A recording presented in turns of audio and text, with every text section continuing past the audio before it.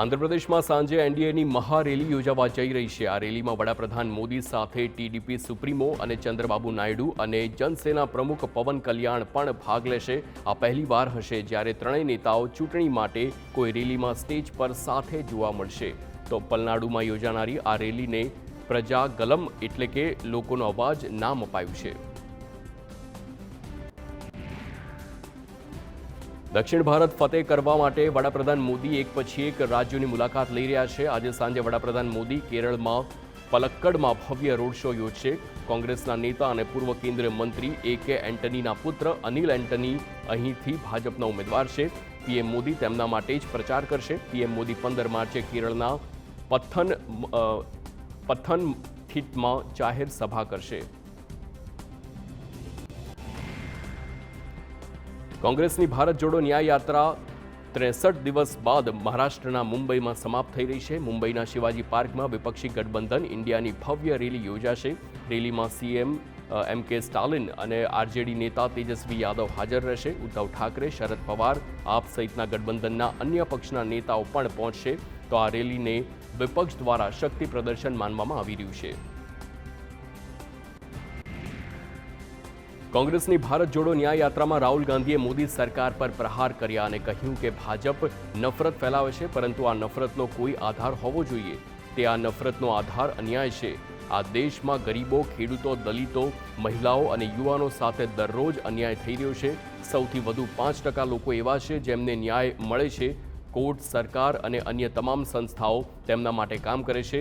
90% વસ્તીને જોઈએ તો તેઓ અન્યાયને કારણે પીડાઈ રહ્યા છે। લોકસભા ચૂંટણીની જાહેરાતની સાથે જ કોંગ્રેસ પણ એક્શન મોડમાં આવી છે। હવે ચૂંટણીને ધ્યાનમાં રાખીને કોંગ્રેસ ઘોષણાપત્રની જાહેરાત કરવાની છે। જયરામ રમેશે કહ્યું કે કોંગ્રેસ મેનિફેસ્ટો બહાર પાડવા જઈ રહી છે, જેમાં 5 ન્યાયની વાત કરવામાં આવશે। આ 5 ન્યાયમાં મહિલા ન્યાય, યુવા ન્યાય, ખેડૂત ન્યાય, મજૂર ન્યાય અને સમાન ન્યાયનો સમાવેશ છે। લોકસભા ચૂંટણીની જાહેરાતની સાથે જ રાજકારણ પણ ગરમાયું છે। 7 તબક્કામાં યોજાનારી ચૂંટણી પર વિપક્ષે સવાલ ઉઠાવ્યા। કોંગ્રેસ અધ્યક્ષ મલ્લિકાર્જુન ખડગેએ કહ્યું કે આ ચૂંટણી 3 થી 4 તબક્કામાં યોજાઈ શકી હોત। 7 તબક્કાનો અર્થ એ છે કે વડાપ્રધાન મોદીને સમગ્ર દેશમાં પ્રવાસ કરવાનો છે। તેનાથી તેમને પ્રચાર કરવાની વધુ તક મળશે। ટીએમસી નેતા ચંદ્રિમા ભટ્ટાચાર્યએ કહ્યું કે ચૂંટણીને 7 તબક્કા સુધી લંબાવવાથી પાર્ટીને ફાયદો થશે। ઓડિશામાં બીજેડીએ પોતાના ઉમેદવારોની પ્રથમ યાદી જાહેર કરી છે। પાર્ટીએ આ યાદીમાં 9 ઉમેદવારોના નામની જાહેરાત કરી છે, જેમાં કાલાહાંડીથી પુષ્પેન્દ્રસિંહ દેવ, નંબરંગપુરથી રમેશચંદ્ર માંઝીને ટિકિટ આપવામાં આવી છે। લોકસભા ચૂંટણી પ્રસાર વખતે તેલંગાણામાં બીઆરએસએ મોટો ઝટકો લાગ્યો છે। બીઆરએસ સાંસદ ડોક્ટર રણજીત રેડ્ડીએ પાર્ટીમાંથી રાજીનામું આપી દીધું છે। માહિતી પ્રમાણે ડોક્ટર રણજીત રેડ્ડી કોંગ્રેસમાં જોડાઈ શકે છે અને કોંગ્રેસની ટિકિટ પર ચેવેલ્લા લોકસભા બેઠક પરથી ચૂંટણી લડી શકે છે। રણજીત રેડ્ડીએ કહ્યું કે રાજકીય સંજોગોના કારણે મેં રાજીનામું આપવાનો આ મુશ્કેલ નિર્ણય લીધો છે।